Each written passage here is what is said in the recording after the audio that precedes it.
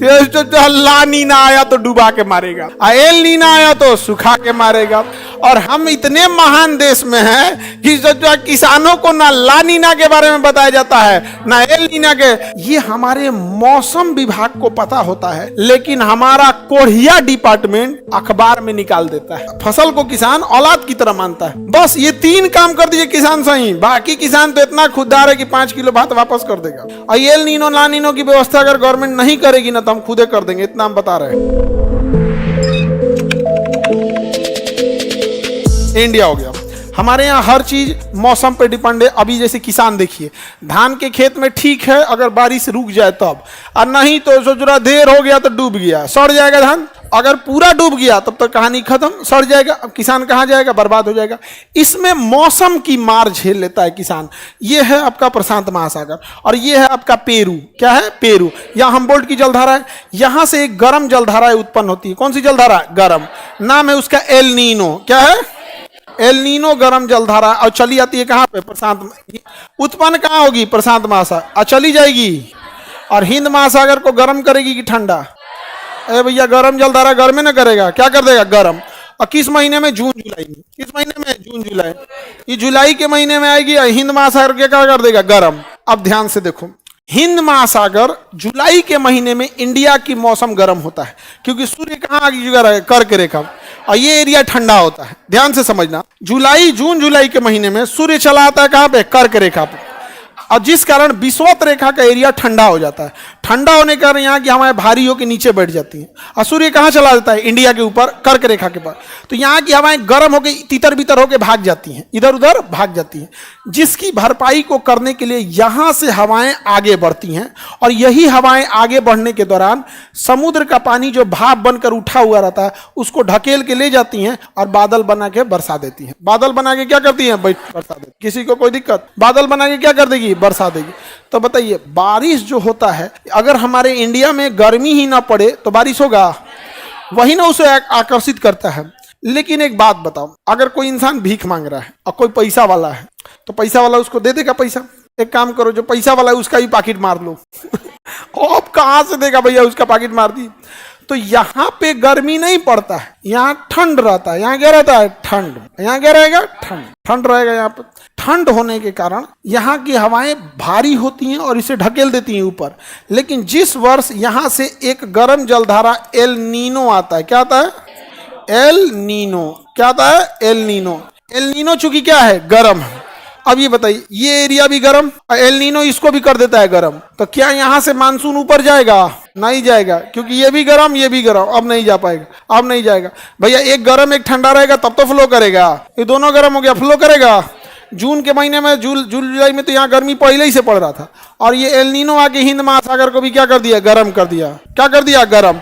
अब बताओ, क्या मानसून यहाँ से ऊपर जाएगा, मानसून ऊपर जाएगा, मानसून ऊपर नहीं जाएगा, मानसून ऊपर नहीं जाएगा। तो क्या बारिश होगा, नहीं होगा, और किसान का फसल बर्बाद। लेकिन ये हमारे मौसम विभाग को पता होता है कि किस साल एल नीनो आएगा और किस साल नहीं आए। अमूमन एक बार अगर एल नीनो आया है तो 3-4 साल के बाद ही वो एल नीनो आता है। एल नीनो आने के 4 महीना पहले ही, 5 महीना पहले ही मौसम विभाग को पता चल जाता है। अगर एल नीनो आएगा तो भारत में बारिश ज्यादा होगा या कम, कम। तो कम होगा, बहुत कम होगा यहाँ पे। तो बताओ, क्या उस समय भारत के मौसम विभाग को किसानों को यह चेतावनी देनी चाहिए कि नहीं कि आप वैसा फसल मत बो जिसमें पानी का डिमांड ज्यादा है। लेकिन हमारा कोढ़िया डिपार्टमेंट अखबार में निकाल देता है, अखबार में निकाल देता है कि एल नीनो आने वाला है। किसान को कुछ बुझाइए नहीं रहा, हाँ आई तो एल नीनो, नहीं यार आई तो चल जीतो वगैरह, कुछ बुझाइए नहीं रहा एल नीनो क्या है। किसान को क्या ही समझ में आ रहा है, और किसान क्या हो रहा है, बर्बाद हो रहा है। किसान क्या हो रहा है, बर्बाद हो रहा है। हो गया काम खत्म। तो ये तो गवर्नमेंट की जिम्मेदारी है कि हम लोग अपने छत पे डॉपलर रडार लगाए और हम लोग मौसम पता करें प्रशांत महासागर में जाके। हम लोग से तो हो नहीं सकता है। अब आप में से 90% विद्यार्थी, चाहे आप ऑनलाइन वाले हो बच्चों या ऑफलाइन हो, आप ईमानदारी से बताओ, आप में ज्यादातर लोग किसान फैमिली से आते हो, ज्यादातर किसान फैमिली से। कितने ऐसे लोग हैं जिनको इस बात की चेतावनी दी गई है? एल नीनो की चेतावनी कितने किसानों को दी गई? किसी को नहीं है, किसी को नहीं दिया गया है। अब बताओ, फसल बर्बाद हो गया। वो बो दिया धान, मान के चलो किसान बो दिया धान और इधर हो गया एल नीनो, होगा तो धान चौपट। तो लोग कहेंगे इतना अच्छा किसान क्या होता ना, कहता है बड़ी अफसोस लग रहा है धान को देख के, पानी बिना एकदम सूख रहा है, पीला हो जाता है, एकदम पीला हो वो किसान उसको अपनी औलाद की तरह पाला है, फसल को किसान औलाद की तरह मानता है। अब उसको क्या कर रहा है, अफसोस लग रहा है, क्या हो गया है, एकदम पीला पड़ गया क्योंकि खराब हो गया फसल उसकी। जिस वर्ष मान के चलिए एल नीनो आने वाला है, उस समय बता दो धान की जगह कुछ ऐसी फसल बो, या फिर धान के अगर बोएगा भी तो प्रॉपर पानी की व्यवस्था रखेगा कि नहीं रखेगा, लेकिन रखता ही नहीं है। हाँ, बारिश के समय बारिश आधा कर देगा, मतलब ऐसा नहीं कि सूखा कर देगा, जितना बारिश होना चाहिए उसका आधा कर देगा। तो इस बार ऐसा हुआ था, जो बबनी सही करी है कि इस बार मिड जुलाई तक ऐसा लगा था कि बारिश नहीं होगा, बहुत सारे गांव में धान उनका मैंने नल का पानी भाग गया था, यहाँ भाग उसके बाद ढकेल दिया बारिश। बहुत सारा किसान धान नहीं रोपा था, ये डरे कि कहीं बारिश ना हो, पूरा भर दिया, पानी भर दिया। ये काम किसका है, एक किसान का तो नहीं है, ये काम मौसम विभाग गवर्नमेंट का है, लेकिन किसान के पास ना, किसानों को मार दिया है एकदम। यहाँ पे एल नीनो दिख गया, एल नीनो बारिश कराएगा कि नहीं, क्यों नहीं कराएगा, गर्म होता, वो गर्म रहेगा तो बारिश उधर जाने ही नहीं देगा, यहाँ पे इधर ही पूरा भाप बना देगा यहाँ पे। अब एक होती है ठंडी जलधारा ला नीना, ला नीना क्या होता है, ला नीना, ला नीना क्या होता है, ला नीना। ला नीना कैसी है, ठंडी, ला नीना है ठंडी, ला नीना है ठंडी, ला नीना कैसी है, ठंडी, ठंडी जलधारा है। कैसी जलधारा है, अब ही बताओ, अब जरा गौर से देखना, ये ला नीना अगर आ गया तो ला नीना कैसी है, ठंडी। अब गौर करो, आएगा किस महीने में, जुलाई। जुलाई में सूर्य भूमध्य रेखा पे होता है या कर्क रेखा पे, तो कर्क रेखा पे गर्मी, यहाँ की हवाएं तितर बितर हो गई। अब भूमध्य रेखा पे गर्मी नहीं, तो भूमध्य रेखा की हवाएं उसको ढकेल देंगी, मानसून चढ़ जाएगा। हमेशा मानसून आता है।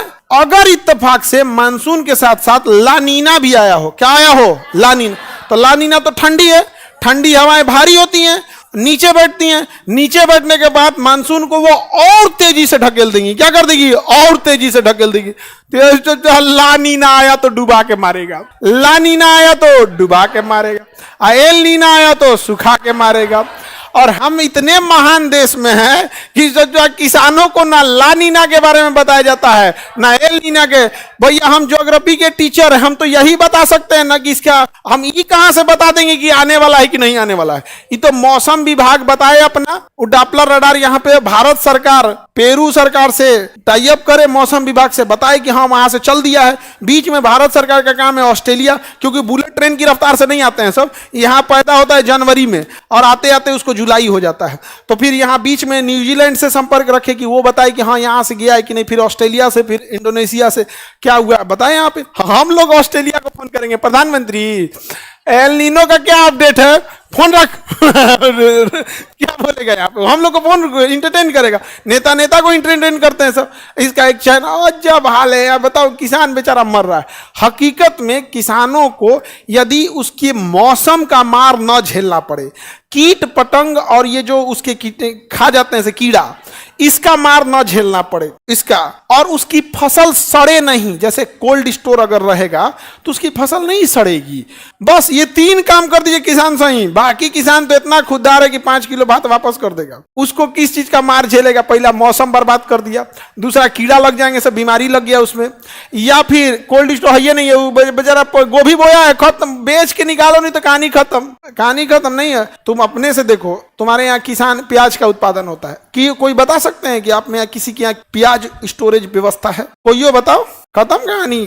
तुम बोगे तब 16 रुपया रहेगा, जब 2 महीना बाद जब तुम्हारा प्याज बिक चुका रहेगा तो 60 रुपया बेचेगा, 40 रुपया बेचेगा, जाओ तुम्हारा मुंह लटक गया। है व्यवस्था? नहीं है। हम क्यों कहते हैं कि हमको अंतिम पड़ाव किसानों के लिए करना है? हम सब चीज व्यवस्था देख रहे हैं। और एल नीनो ला नीनो की व्यवस्था अगर गवर्नमेंट नहीं करेगी ना तो हम खुदे कर देंगे, इतना हम बता रहे हैं। व्यवस्था कर देंगे, बता देंगे। तुम्हें थोड़ा नहीं जाना है तो कौन सा चांद पे जाना है? यहाँ पे दुनिया बहुत एडवांस आ चुकी है, वहां भी 2-4 लोग होंगे ही, यहाँ पर आराम से बता सकते हैं, हो जाएगा यहाँ पे। तो हमारा अंतिम पड़ाव क्या है? किसान। बीच में ये एजुकेशन, मेडिकल, ये सब, ये तो बीच का रास्ता है। तो रास्ते में मिले हैं ये लोग, मंजिल किसान है। किसान के साथ सबसे बढ़िया, तुम लोग 5 स्टार होटल में पार्टी उटी करोगे, मजा नहीं आएगा। तुम किसान में देखना ना, कभी कोई रुपया करना या कोई फसल बोना, सब बोने के बाद रात जब शाम हो जाएगा तब देहात में लिट्टी चोखा लगेगा खेतवे में, साइड में एक आदमी अब इधर बोआ गया, झुक के बोया है, पूरा कमर दुखा गया है, इधर एक आदमी लिट्टी या चोखा सेक रहा है, और खाओ गांव खेत में वो बैठ के पूरा मेहनत उन्नत करके, जबरदस्त एकदम लगता है। देहात में उसको बारी या घोटा बोलता है, सब घोटा समझते हो, गाय भैंस देखते हैं बथान उथान जहां बांध दिया जाता है, या बारी उरी बोलते हैं उसको, पेड़ वगैरह रहता है। तो ये सब चीजें डायरेक्ट इंडियन एग्रीकल्चर को क्या करता है, हीट डालता है।